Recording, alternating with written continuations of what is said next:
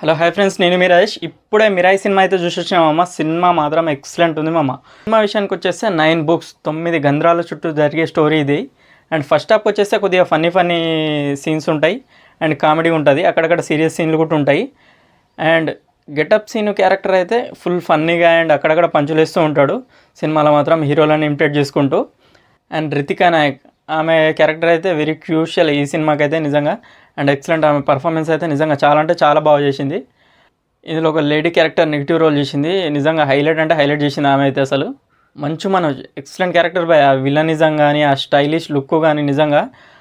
ఆయన ఫస్ట్ హాఫ్లో 2 ఫైట్లు ఉంటాయి బై, 2 ఫైట్లు హైలైట్ ఉంటాయి నిజంగా. ఒకటి ఆయన ఎంట్రీ ఫైట్, ఒకటి దాని తర్వాత ఇంకో ఫైట్ ఉంటుంది. అసలు హైలైట్ అంటే హైలైట్ ఉంటాయి ఫైట్లు.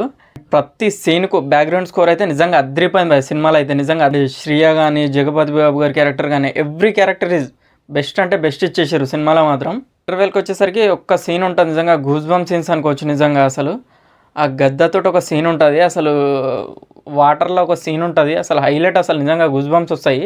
అండ్ ఏం గ్రాఫిక్స్ బై, నిజంగా మైండ్ బ్లోయింగ్. అసలు నిజంగా డైరెక్టర్ పనితనం నిజంగా హైలైట్గా అనిపిస్తుంది. కార్తిక్ ఘట్టమనేని డైరెక్టర్ పనితనం చూపెట్టండి బై నిజంగా. స్క్రీన్ ప్లే కానీ ఆ డైరెక్షన్ కానీ మైండ్ బ్లోయింగ్, నిజంగా హైలైట్ తీసిండు సినిమా అయితే. ఫస్ట్ హాఫ్లో అయితే ఆ సీన్ మాత్రం నిజంగా హైలైట్ అంటే హైలైట్ ఉంటుంది. సెకండ్ హాఫ్కి వచ్చేసరికి మనకు స్టోరీలో ఇన్వాల్వ్ అయిపోతాం మొత్తం కథలో. అండ్ స్టార్టింగే సెకండ్ హాఫ్ స్టార్ట్ కాగానే ఒక ఫైట్ ఉంటుంది. అండ్ ఆ ఫైట్ మాత్రం నిజంగా హైలైట్ అంటే హైలైట్ ఉంటుంది. అంటే ప్రతి ఫైట్కు ఆ బ్యాక్గ్రౌండ్ స్కోర్ కానీ వాళ్ళు ఇచ్చే ఎలివేషన్ కానీ సినిమాకి పెద్ద ప్లస్ అయింది నిజంగా. సెకండ్ హాఫ్లో మంచు మనోజ్ చిన్నప్పటి ఫ్లాష్ బ్యాక్ ఒక సీన్ ఉంటుంది, ఆ సీన్ మాత్రం నిజంగా హైలైట్ అంటే హైలైట్ ఉంటుంది. జగపతి బాబు గారి క్యారెక్టర్ కానీ ఆ ఫ్లాష్ బ్యాక్ సీన్ అదైతే చాలా అంటే చాలా బాగా అనిపిస్తుంది. మూవీలో అయితే సాంగ్స్ అయితే ఏం లేవు. సెకండ్ హాఫ్లో ఒక బ్యాక్గ్రౌండ్ సాంగ్ వస్తుంది అండ్ వైబుందిలే పిల్ల సాంగ్ అయితే అదైతే తీసేశారు, మళ్ళీ యాడ్ చేస్తారో లేదో తెలియదు. ఆ సాంగ్ అయితే పెద్ద అవసరం లేదు సినిమాలో యాడ్ చేయాల్సిన, ఎక్కడన్నా యాడ్ చేయాలన్నా కానీ కష్టమే నాకు తెలిసి. లాస్ట్ 20 మినిట్స్ అయితే నిజంగా హైలైట్ ఉంటుంది. ఆ ట్రైన్ ఎపిసోడ్ కానీ ఆ క్లైమాక్స్ ఫైట్ కానీ, అంటే పెద్ద ఫైట్ ఏమి ఉండదు కానీ క్లైమాక్స్కు దానికంటే ముందు వచ్చే ట్రైన్ ఎపిసోడ్ చాలా అంటే చాలా బాగా అనిపిస్తుంది. కానీ ఈ సినిమా అయితే మంచు మనోజ్కి అయితే చాలా ప్లస్ అంటే ప్లస్ సినిమా ఇది నిజంగా. ఆయన క్యారెక్టర్ కానీ ఆయన సీరియస్నెస్ పర్ఫార్మెన్స్ కానీ నిజంగా చాలా అంటే చాలా బాగా చేశాడు.